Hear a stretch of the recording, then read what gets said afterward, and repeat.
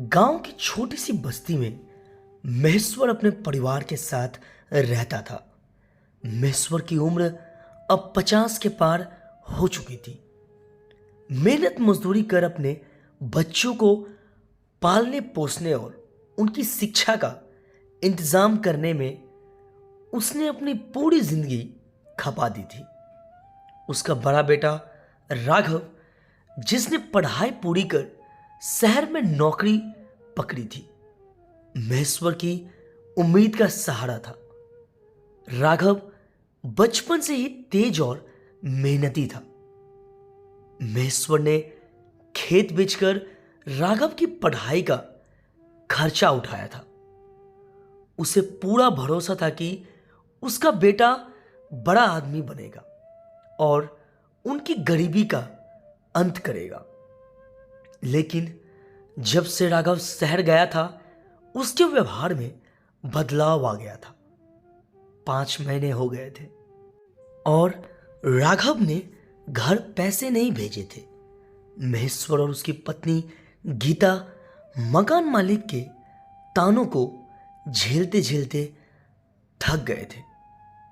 मकान का किराया ना चुका पाने की वजह से मकान मालिक ने उन्हें घर से बाहर निकालने की धमकी दी थी। एक शाम जब महेश्वर ने राघव को फोन किया तो उसने नम्रता से कहा, बेटा, 5 महीने हो गए, तुमने अभी तक पैसे नहीं भेजे। मकान मालिक हमें घर से निकालने की धमकी दे रहे हैं।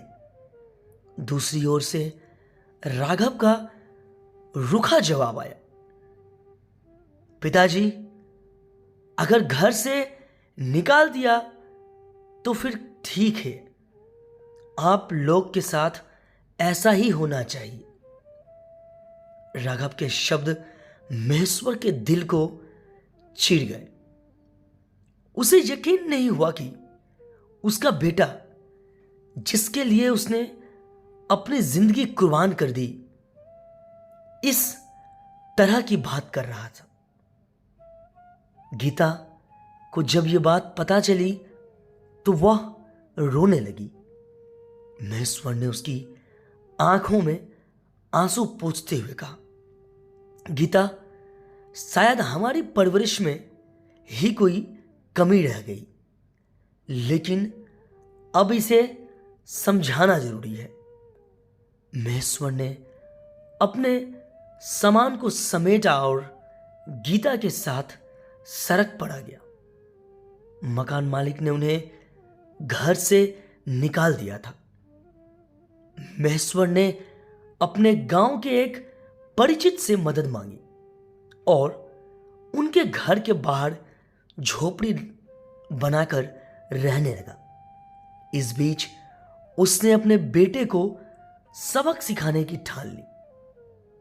उसने राघव के दफ्तर का पता लगाया और सीधे शहर जाने का फैसला किया। शहर पहुंचकर महेश्वर ने राघव के दफ्तर के बाहर इंतजार किया। जब राघव ने अपने पिता को देखा तो वह शर्मिंदगी महसूस करने की बजाय गुस्से में था। उसने कहा, पिताजी, यहां आने की क्या जरूरत थी? मैं पहले ही बहुत व्यस्त हूं। महेश्वर ने शांत स्वर में कहा, बेटा, तेरे पास वक्त नहीं है, लेकिन मेरे पास अब खाने के लिए कुछ भी नहीं बचा। राघव ने उन्हें टाल दिया और चला गया।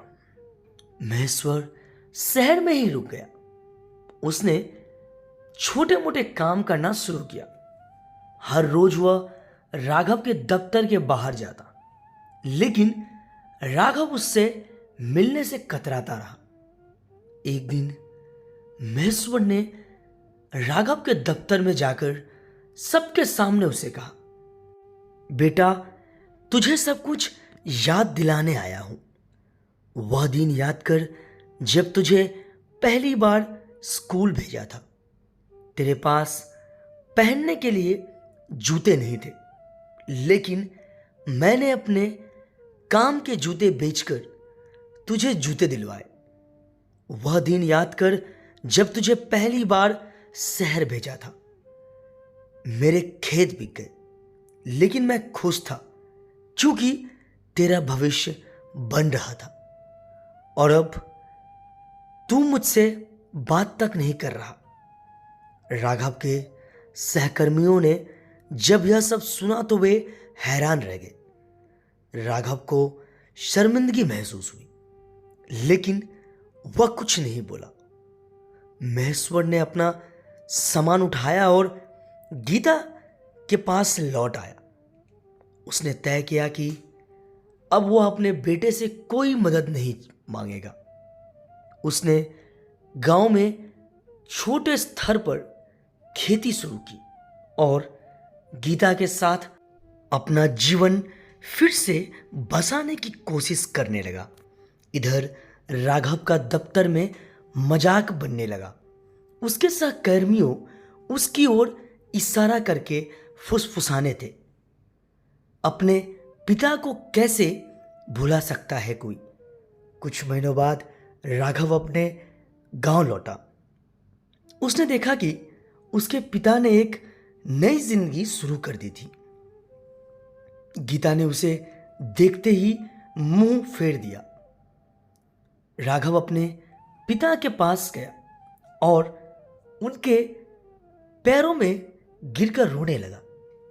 पिताजी, मुझे माफ कर दीजिए। मैं अपनी जिम्मेदारियां भूल गया था। आपने जो किया मैं उसका कर्जदार हूं। महेश्वर ने कहा, बेटा, माफी मांगने से कुछ नहीं होता। अगर सच में अपनी गलती का एहसास है तो कभी अपने माता पिता को मत भूलना। राघव ने अपनी नौकरी छोड़ दी और गांव में ही रहकर अपने माता पिता के साथ जीवन बिताने का फैसला किया। उसने समझ लिया था कि माता पिता की कीमत दुनिया की किसी भी चीज से ज्यादा है।